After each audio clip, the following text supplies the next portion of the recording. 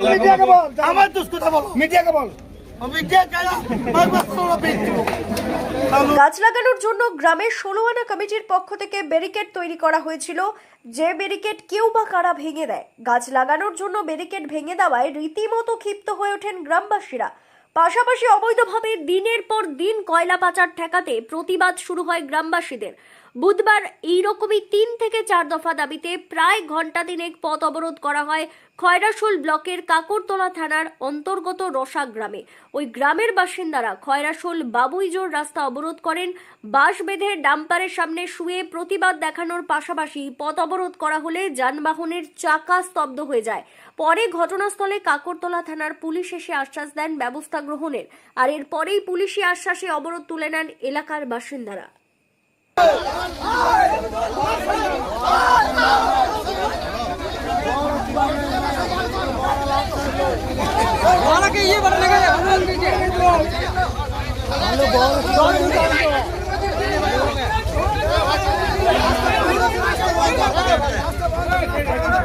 না, আমাদের গ্রামের ভিতর দিয়ে কয়লা সাইকেল আর চালাতে দেওয়া হবে না। আর ফুটবলের মাঠে যেন অন্য পার্শ্ববর্তী গ্রামের লোক যাতে না খেলে।